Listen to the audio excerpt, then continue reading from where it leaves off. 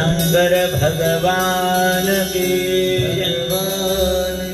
जय, पंढरीनाथ भगवान की जय, माऊली ज्ञानेश्वर महाराज की जय, जगद्गुरु तुकाराम महाराज की जय। हर हर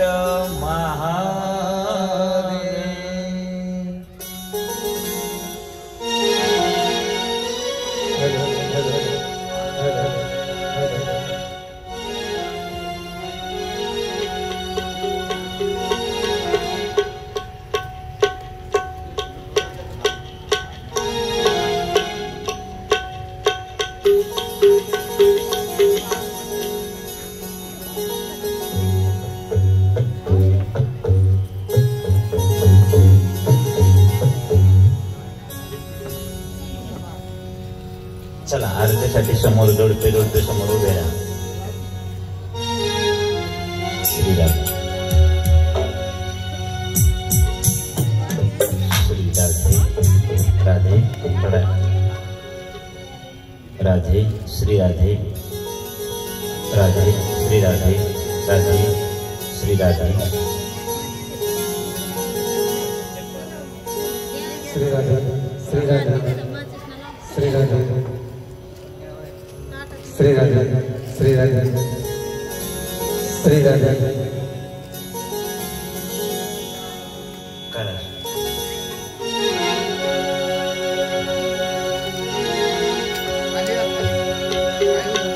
खाली उभे राहा.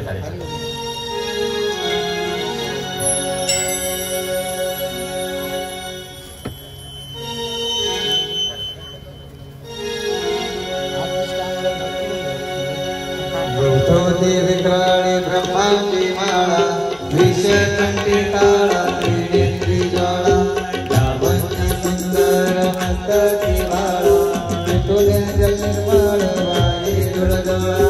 जय देव जय देव जय शंकरा ओ स्वामी शंकरा. आरती ओ आरती गुरुगौरा. जय देव जय देव गुरुगौरा भोला पार्वती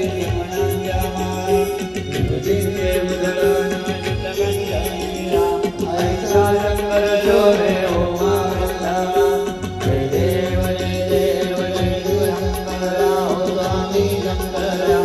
आरती ओ आरती ओ गुरुगौरा. जय देव जय दैवी दैत्य सागर मंथन पैकी समाधि अवतीर्ण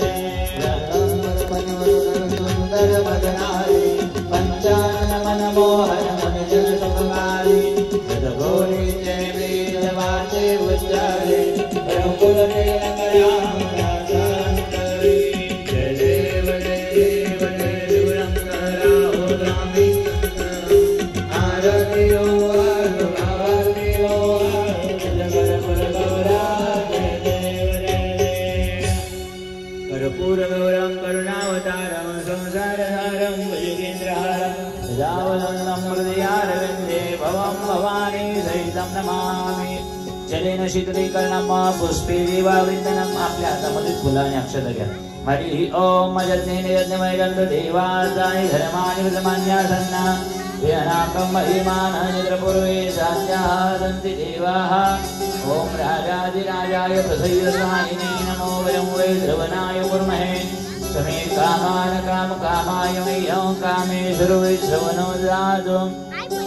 कुबेराय वै श्रवणाय महाराजाय नमः. ओम विश्वदचक्षुरुत विश्वतो मुख विश्वतो बाहुरुत विश्वदुत्पाद सम्बाहुभ्यां दमजि सम्पदते द्यावा भूमिर्देविकः. नानासुगन्धपुष्पाणि यथा कालध्वाय पुष्पाञ्जलिर्मया दत्तं गृहाण परमेश्वरः मन्त्रपुष्पाञ्जलिं समर्पयामि। शिव शंकर भगवान की जय। हर हर महादेव।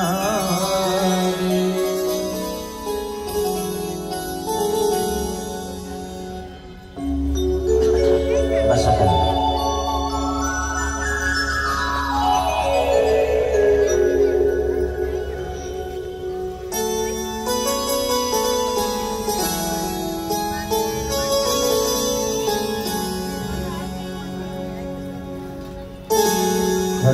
हेलो हेलो श्री राधे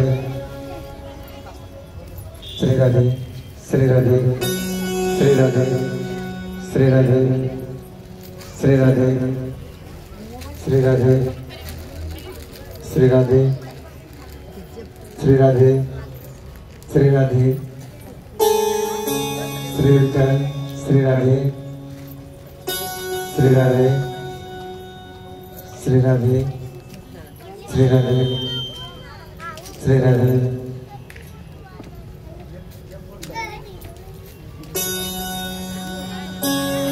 श्री राधे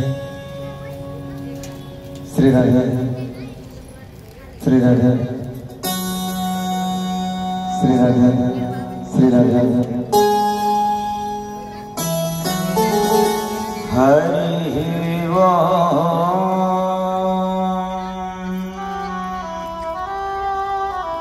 स्वस्ति श्री गणेशाय नमः। स्वस्ति श्री पार्वती परमेश्वराभ्यां नमः। स्वस्ति श्री गुरुचरण कमलेभ्यो नमः। वक्रतुंड महाकाय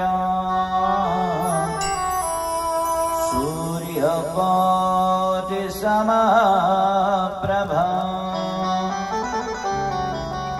निर्विघ्नं कुरु मे देव सर्वकार्येषु सर्वदा।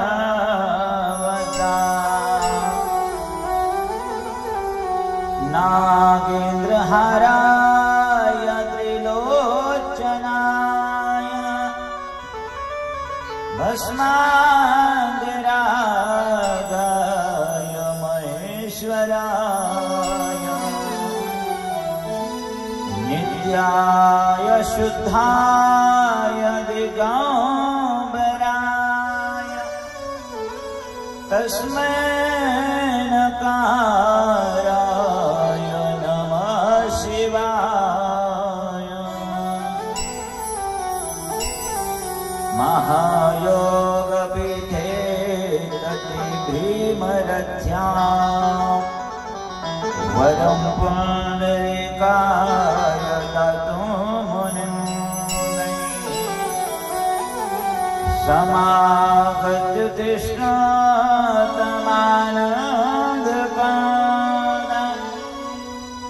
परब्रह्मलिङ्गं भजे पाण्डुरङ्गम्। हरे राम राम राम हरे हरे हरे कृष्ण कृष्ण कृष्ण हरे हरे। शिव शंकर भगवान देवा शिव महापुराण की जय। गजानन भगवान की, पंढरीनाथ भगवान की, मौली ज्ञानेश्वर महाराज की। तुकाराम महाराज की हर हर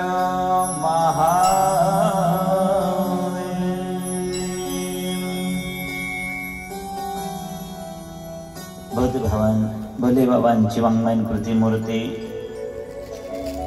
शिव महापुराण कथा कलिमलहारिणी भवताप विनाशिनी असणारी ही शिवपुराण कथा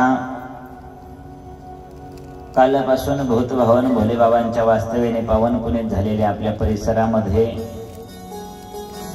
रुक्मिणी प्राण संजीवन पंढरीश पांडुरंग परमात्म्यांच्या अनंत कृपा आशीर्वादाने सर्व भाविक मंडळींच्या प्रमुख उपस्थितीमध्ये कालपासून कार्तिक मासाच्या या पर्व काळावर संपूर्ण दिंड्या या ठिकाणी महाराष्ट्रातून काकडा समाप्त करून पंढरपूरला निघालेले आहेत. माऊलीच्या दरबारामध्ये या ठिकाणी माऊलींचा समाधी सोहळा येणाऱ्या एकादशीला या ठिकाणी आहे. असा कार्तिक असा पवित्र पावन महिना आहे. पांडुरंगाचे या ठिकाणी आराधना उपासना कार्तिक मासामध्ये जास्त प्रमाणात होतो. आराधना उपासना केल्याने या ठिकाणी कार्तिक मास एवढा पावन मास आहे, पावन महिना आहे. आषाढीचा महिना, कार्तिकीचा महिना, देवाचा पांडुरंगाचा आवडीचा महिना. एक महिनाभर काकडा या ठिकाणी केला जातो आणि सगळे भाविक मंडळी वारकरी मंडळी पण आळंदीच्या दिशेने या ठिकाणी निघतात. असा हा पावन पर्व काळ कार्तिक महिना आहे आणि या पर्व काळावर पांडुरंगाचा या ठिकाणी वार्षिक उत्सव गेल्या 4 वर्षापासून आपण साजरा करतो आहोत. बोलता बोलता 4 वर्ष झाले. 3 वर्ष आपण राधे राधे केलं म्हणजे 3 वर्ष आपण श्रीमद भागवत महापुराण कथा श्रवण केली आणि या वर्षी भोले बाबांनी आपल्याला या ठिकाणी शिव महापुराण कथा श्रवण करण्याची ऐकण्याची सुवर्ण संधी या ठिकाणी भोले बाबांनी दिली. ही सुद्धा पांडुरंगाचीच कृपा आहे. पांडुरंगाच्या कृपेने भोले बाबाची कथा श्रवण करण्याची संधी आपल्याला या ठिकाणी प्राप्त झालेली आहे. अशा त्या पांडुरंगाचा 2 मिनिटे या ठिकाणी आपण भजन करूया. प्रत्येकाने हाताने टाळी वाजवून मुखाने असं नामस्मरण करायचं. कोणी आळस कंटाळा टाळाटाळी करायची नाही. विठ्ठल माझा माझा माझा माझा माझा विठ्ठल माझा मी विठ्ठलाचा विठ्ठल माझा माझा माझा माझा माझा विठ्ठल माझा मी विठ्ठलाचा विठ्ठल माझा माझा माझा माझा माझा विठ्ठल माझा मी विठ्ठलाचा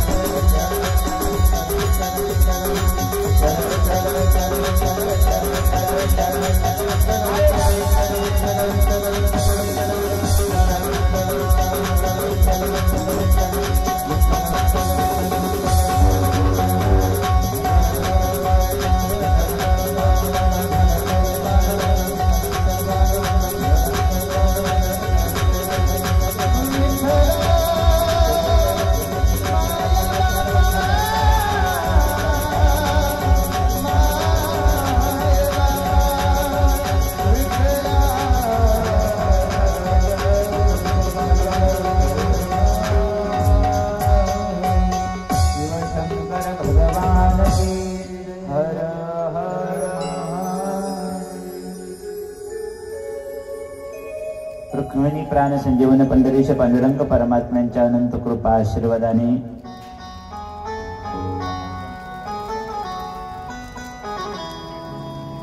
गेल्या 4 वर्षापासून आपण या ठिकाणी पांडुरंगाचा उत्सव साजरा करत आहोत. गेल्या 4 वर्षापासून पांडुरंगाची आराधना उपासना आपण करतो आहोत. कार्तिक महिन्याच्या पर्व काळावर दरवर्षी आपल्याला कथा श्रवण करण्याची संधी प्राप्त होते आहे. पांडुरंगाची अनंत कृपा आहे आपल्यावर.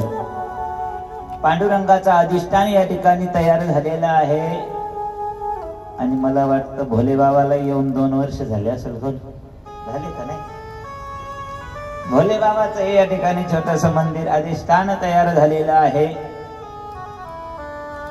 चला भोले बाबांची कथा शिवपुराण कथा या ठिकाणी कालपासून आपण श्रवण करत आहोत.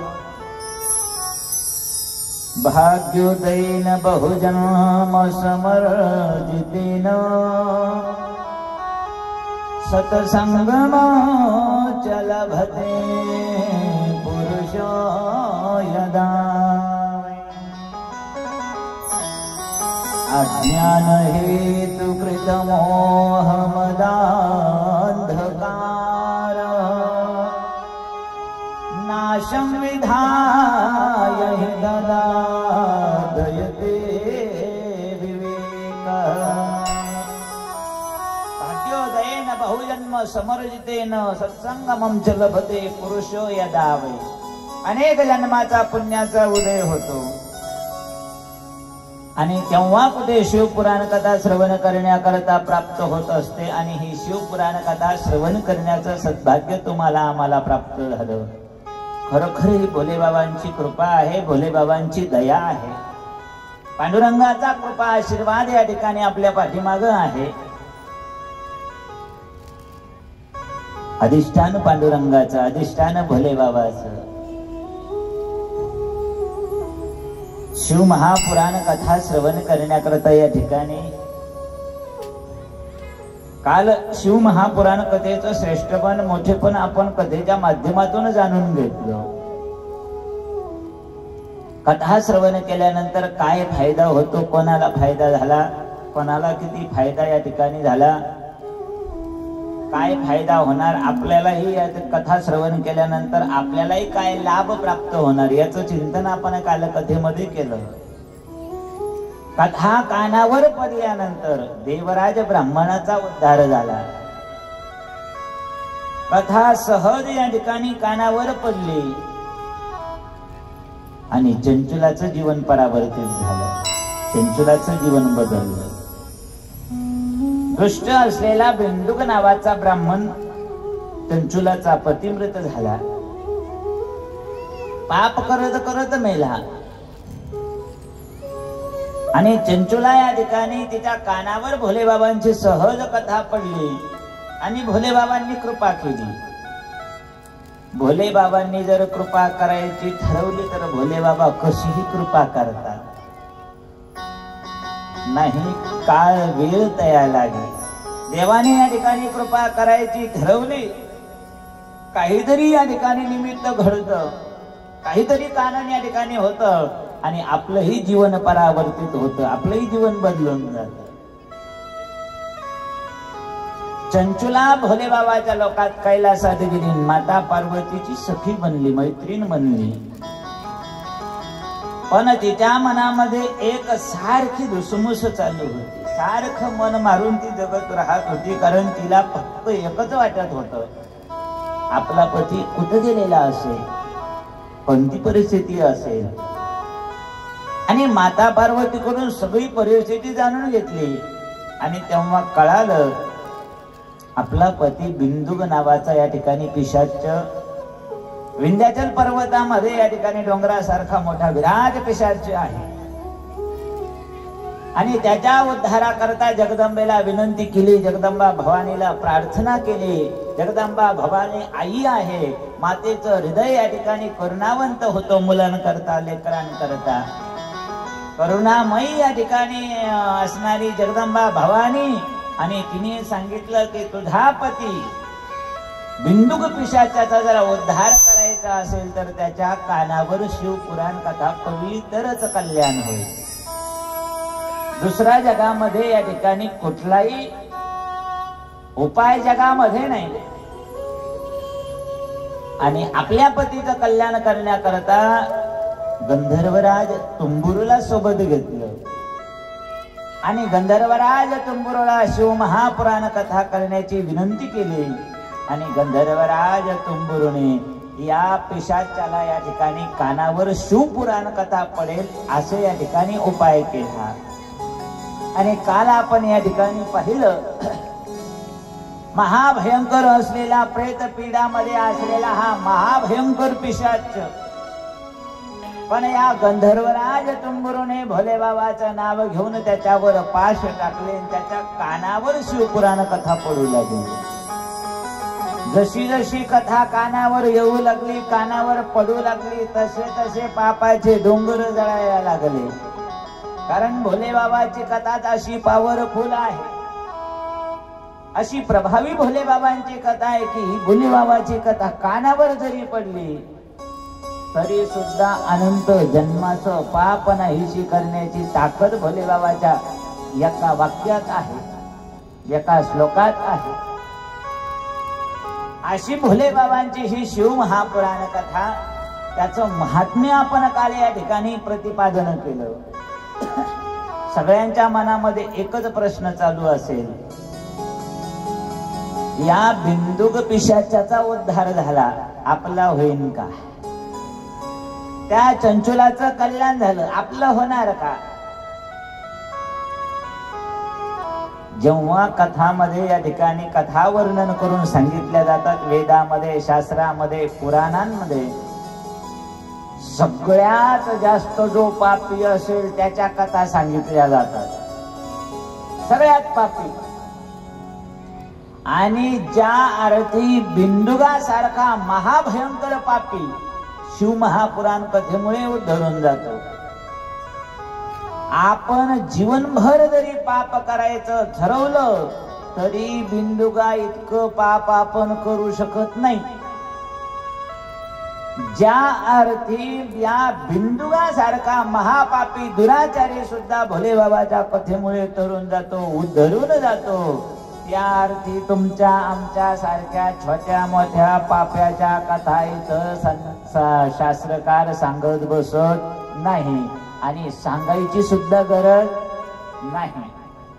ज्या अर्थी एवढा मोठा पापी तरुण जातो, तुमच्या आमच्या छोट्या मोठ्या पाप्यांच्या कथा काय सांगायच्या, काहीच गरज नाही. तुम्ही 100% नाही 1001% भोले बाबाच्या कथेमुळे तरुण जाणार, कितीही मोठं पाप असलं तरी. या चंचुलाचा उद्धार झाला. चंचुलाने जसं जीवनामध्ये या ठिकाणी पाप केलं, आपण आपल्या जीवनामध्ये कितीही पाप करायचं ठरवलं तरी चंचुला इतकं पाप आपल्याकडून होणार नाही. आणि भोले बाबांच्या कथेने चंचुलाचा उद्धार झाला. चंचुलाला भोले बाबा चालू करतात कैलास प्राप्त झाला, तर तुम्हाला आम्हाला सुद्धा या ठिकाणी कैलास प्राप्त होणार. फक्त नावाच्या माग लिहून उपयोग नसतो. नाहीतर मिळाल्या का प्रत्येकाच्या पुढे लावलं जातं काय, वै कै स्व. कै म्हणजे कैलासवासी, वै म्हणजे वैकुंठवासी, स्व म्हणजे स्वर्गवासी. प्रत्येकाच्या पुढे लिहिल्या जात, पण तो कुणीकडं गेला आपल्याला काही अंदाज असत नाही. तो नरकात गेला तरी कैलासवासी, कुठेही गेला तरी आपल्याला कैलासवासी स्वर्गवासीच म्हणावं लागतं. पण भोले बाबा असे दयाळू आहे, असे कृपाळू आहे. भोले बाबांची कथा सहज जरी या ठिकाणी कानावर पडली तरी सुद्धा आपलं कल्याण, आपलं स्वतःचं कल्याण, आपल्या घराचं कल्याण, आपल्या परिवाराचं कल्याण, सगळ्यांनी ज्यांनी ज्यांनी या ठिकाणी कथा श्रवण केली प्रत्येकावर भोले बाबा कृपा करतात. असे करुणा घन भोले बाबा. शिवजी कहने से तर जाएगा, पार भव से उतर जाएगा. कहने से तर जाएगा, पार भव से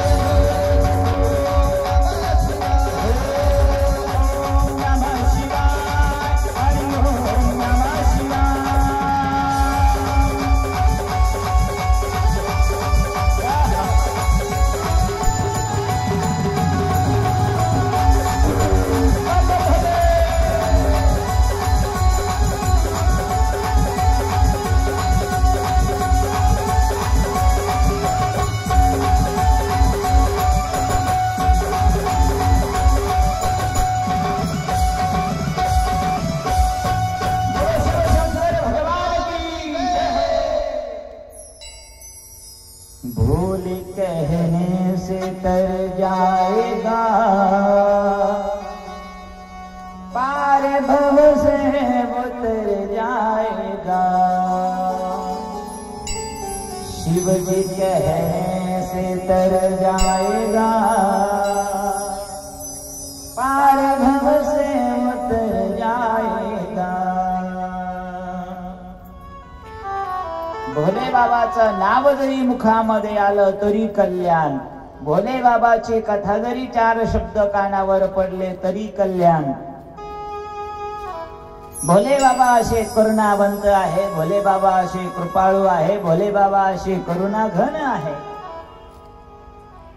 काल या ठिकाणी भोले बाबांच्या शिवपुराण कथेचं आपण महात्म्याचं चिंतन केलं। मूळ शिव महापुराणामध्ये आज प्रवेश या ठिकाणी करायचा आहे। काल महात्म्य आपण श्रवण केलं ते नैमिषारण्यामध्ये या ठिकाणी चालू होतं। सूत आणि शौनक ऋषींचा संवाद नैमिषारण्य पावनभूमीमध्ये काल प्रारंभ झाला। तो 7 दिवस कथा नैमिषारण्यामध्ये चालू राहणार आहे। पण आज मूळ शिव महापुराण या ठिकाणी प्रारंभ होत आहे ते नैमिषारण्यात नाही, ती प्रयागराजच्या भूमीमध्ये प्रारंभ होत आहे। माघ मकर गतर बीजब होई, तीर्थपति आवे सब कोई। हळू माघ महिना जवळ आलेला आहे। माघ मकरगत रबी जब होईन, तीर्थपती आवे सब कोई। जसं या धर्म मंडपामध्ये आपण या ठिकाणी एकत्रित जमून शिवपुराण कथा श्रवण करत आहोत, तशी या भारत देशामध्ये अतिशय पवित्र एक जागा आहे। तिचं चिंतन काल आपण नैमिषारण्य म्हणून केलं, पण त्याच्यानंतर पावन पवित्र अतिशय सुंदर जागा आहे, स्थान आहे, आणि त्या स्थानाचं नाव आहे प्रयागराज, तीर्थराज प्रयाग। प्रथम यज्ञ भूखंड धरते आर्य का गाज है पावन संगम की धरती ये प्रयागराज है, ये प्रयागराज है, ये प्रयागराज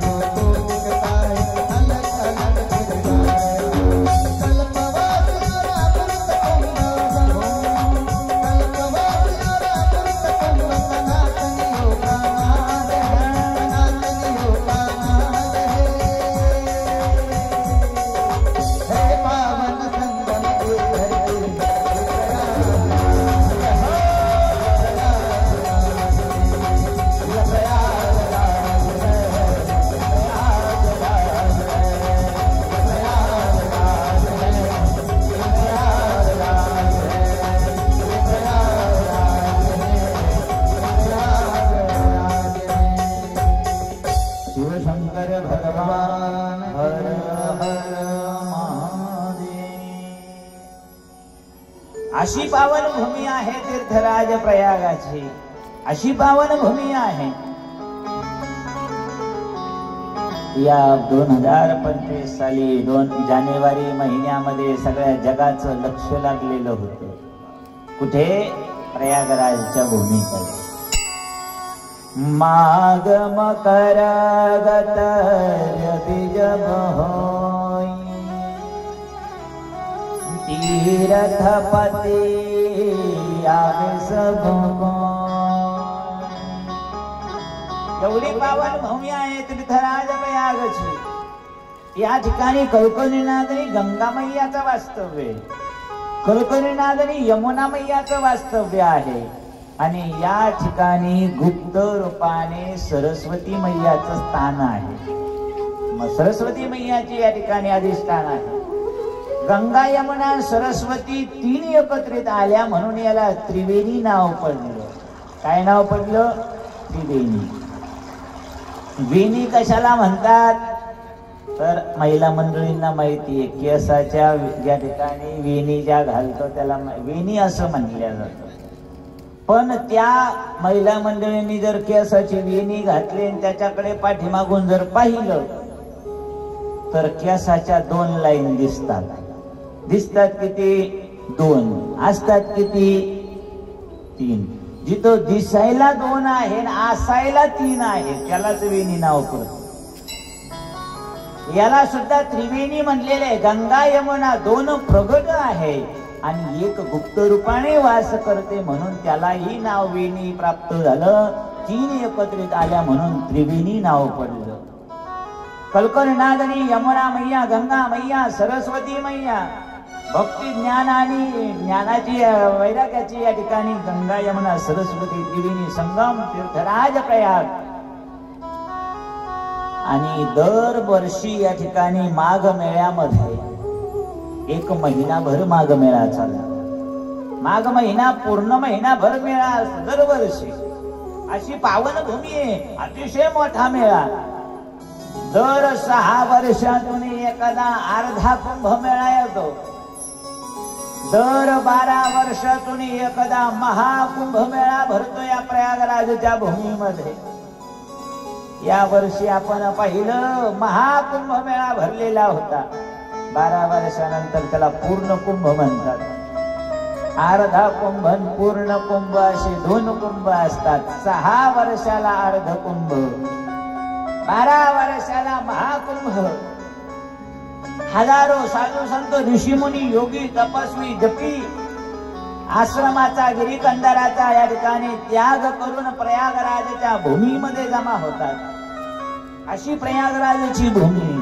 गंगा मैया, यमुना मैया, सरस्वती मैया, साधू संत ऋषी मुनी आणि सगळ्या तीर्थांचा राजा म्हणून पद मिळालेले म्हणून तीर्थराज प्रयाग. काही दिवस त्याचं नाव इलाहाबाद सुद्धा होतं, पण शास्त्राने वेदाने सांगितलेलं प्रयागराज नाव आहे. योगी सरकार आलं आणि इलाहाबादचं पुन्हा प्रयागराज पूर्व नाव प्राप्त झालं. माघ महिना सुरू झाला आणि माघ महिना सुरू झाला. आता बघा ना, आली या ठिकाणी आता संक्रांतीचा पर्व काळ आणि त्या माघ महिन्यामध्ये संक्रांतीचा पर्व काळ असतो आणि सगळे हजारो ऋषीमुनी त्या जानेवारी महिन्यामध्ये संक्रांतीच्या पर्व काळावर माघ मेळ्याचा 1 महिनाभर तिथं ज्ञानसत्र, चर्चासत्र, ब्रह्मसत्र, ज्ञानाचं आदान प्रदान, कथा कीर्तन, संत संग अशा वेगवेगळ्या या ठिकाणी साधना उपासना प्रयागराजच्या भूमीमध्ये चालत असतात दरवर्षी महिनाभर. तीर्थवर प्रयाग विख्याता अति पुनीत साधक सिद्धिदाता. आणि हे सगळ्या तीर्थांचा राजा असलेल्या प्रयागराजच्या भूमीमध्ये हजारो साधू संत जमा झाले. ज्ञानाचा आदान प्रदान, चर्चा सत्र, ब्रह्म सूत्र प्रारंभ झालं आणि त्या साधू संतांच्या मधोमध चर्चासत्र चालू असतानाच परमहंस सुतजी महाराजांचं आगमन झालं आणि सुतजींना पाहिल्याबरोबर हजारो ऋषीमुनी या ठिकाणी वंदन करतात, नमन करतात आणि या ठिकाणी नमन करून प्रार्थना करून त्यांना आसनावर बसवतात आणि हजारो जमलेल्या साधू संतांनी या ठिकाणी सुतजी महाराजांना विनंती केली, गुरुदेव बरं झालं आम्हाला या ठिकाणी तुमच्यासारखे श्री गुरु प्राप्त झाले, आम्हाला तुमच्या मुखामधून भोले बाबांची कथा शिवपुराण कथा श्रवण करायची, आम्हाला या ठिकाणी भोले बाबांची कथा या ठिकाणी सांगायची आणि कथा श्रवण केल्यानंतर काय लाभ होईल, काय फायदा होईल, आतमध्ये अंतकरणामध्ये काम क्रोध लोभ मद मत्सर भरलेले त्यांना बाजूला सारून आतमध्ये भक्तीचा अंकुरित झाला पाहिजे, त्याच्याकरता आम्हाला या ठिकाणी भोले बाबांची कथा सांगा। हो ऐसी कथा सुनाना मुनिवर, ऐसी कथा सुना